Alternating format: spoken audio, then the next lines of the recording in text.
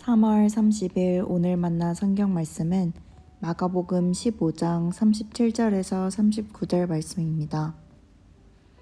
예수께서는 큰 소리를 지르시고서 숨지셨다.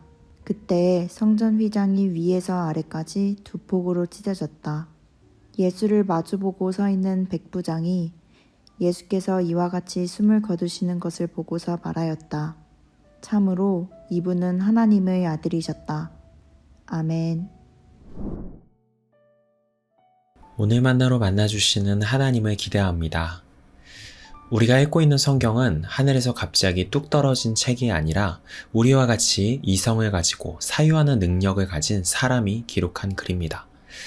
성경을 기록한 저자들은 자신들이 이해하고 발견한 복음의 메시지를 효과적으로 기록하고 드러내기 위해서 다양한 문학적 기법을 사용했죠. 성경에서 각 권의 저자들이 사용한 문학적 장치가 무엇이고 그를 통해 드러내고자 했던 메시지가 무엇이었는지를 알아가는 과정은 성경 공부의 즐거움이라고 할 수 있겠습니다. 우리가 읽고 있는 마가복음도 여러 문학적 기법을 사용하여 메시지를 드러내고 있는데요. 오늘 본문 안에서도 그 흔적을 찾아볼 수 있습니다. 마가복음은 전체를 통틀어서 두 번의 찢어짐과 두 번의 선포가 등장합니다. 첫 번째는 마가복음 1장에서 나오는 예수님의 세례의 장면인데요. 1장 10절에 보면 예수님께서 물에서 올라오시는데 하늘이 갈라지고 성령이 내려오는 장면을 묘사합니다.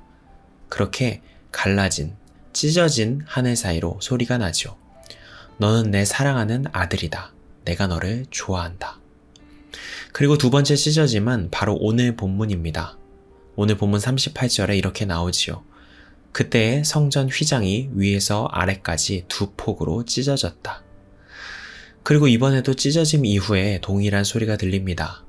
예수님의 죽음을 지켜보고 있던 백부장이 참으로 이분은 하나님의 아들이셨다라고 고백하지요. 두 장면의 공통점이 느껴지십니까? 두 장면 모두 찢어짐 이후에 예수님이야말로 하나님의 아들이심이 선포되고 있습니다.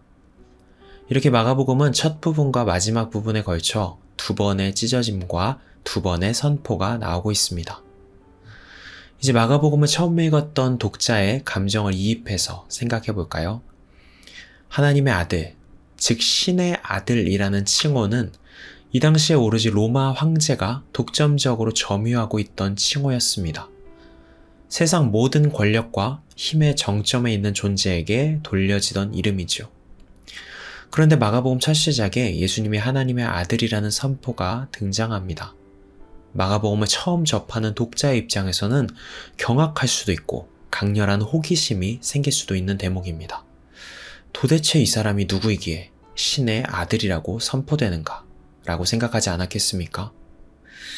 그리고 나서 마가복음은 전반부에 아주 화려한 기적과 권세 있는 가르침들이 속도감 있게 전개됩니다. 이런 놀라운 기적을 행하는 능력이야말로 이분이 신의 아들임을 보여주는 확실한 증거처럼 보입니다. 그러나 그 모든 장면을 통틀어서 그 어디에서도 이분이 하나님의 아들임이 뚜렷이 선포되지 않습니다. 예수님조차 자신의 기적을 다른 이들에게 알리지 말라고 말씀하시죠. 이야기가 후반부 절정으로 향하고 그 끝은 그 누구도 생각지 못한 반전이었습니다. 신의 아들로 선포되던 그분이 화려한 기적과 권세 있는 가르침으로 세상의 정점을 탈환하실 것 같던 그분이 너무 허무하게 고통당하고 십자가 위에서 죽음을 맞이하게 됩니다. 그런데 놀랍게도 이전에 그 화려한 기적의 장면들 그 어디에도 등장하지 않았던 그 고백이 비로소 등장합니다. 백부장을 통해 이분이야말로 진정 신의 아들, 하나님의 아들이셨다라고 선포되는 것입니다. 말씀드렸다시피 이 고백은 마가복음 전체에 걸쳐서 사람을 통해 처음 고백되어진 것입니다. 전혀 예상치 못했던 장소인 십자가 앞에서 전혀 예상치 못했던 사람인 이방인 백부장의 입에서 예수님의 영광이 온전히 드러난 것이죠. 예수님이 하나님의 아들로서 영광을 얻으신 자리가 모든 사람들이 열광하고 주목하던 기적의 자리가 아닌 가장 처절하고 볼품없었던 십자가의 자리였다는 마가복음의 이 역설. 이 역설은 그 자체로 우리에게 많은 생각할 거리와 메시지를 던져줍니다. 저는 예전에 목회자로서 저의 모습이 볼품없게 느껴졌던 적이 있습니다. 저의 삶과 사역에서는 많은 사람들의 주목을 끄는 화려한 기적도 없고 누구나 놀랄 만한 간증거리도 없다고 느껴졌거든요. 사역자로서 하나님의 능력이 드러나지 않는 초라한 삶이라고 생각했었습니다. 그러나 마가복음의 역설은 그런 저의 생각을 전환하고 새롭게 만들어주었던 것 같습니다. 마가복음은 모든 상황을 단번에 역전시키는 화려한 기적이 참된 믿음을 낳는 것이 아니라 누가 봐도 볼품없어 보이더라도 자신을 진실하게 내어주는 십자가의 섬김이 참된 믿음을 낳는다고 말하기 때문입니다. 오늘날 많은 그리스도인들과 한국 교회들이 이것을 착각하는 것 같습니다. 그래서 누가 봐도 압도될 만한 화려한 건물을 짓고 많은 사람이 주목할 만큼 많은 숫자를 끌어모으면 영광을 얻는다고 생각하는 것 같습니다. 모든 사람이 인정할 만큼 높은 자리에 올라가면 하나님의 능력이 드러나는 인생이라고 생각하는 것 같습니다. 그런 인간의 착각이 모여진 그 자리에 하나님의 영광이 함께한다고 믿는 그 자리에 마가복음의 예수님은 과연 함께 계실까요? 사랑하는 성도 여러분, 오늘 우리네 삶에 화려한 기적과 간증이 비록 없더라도 많은 사람이 주목하고 알아봐 주지 않는다 할지라도 각자의 삶의 자리에서 진실하게 또 꾸준하게 우리 것을 나누고 사랑을 실천해 가기를 포기하지 않는 우리가 되면 좋겠습니다.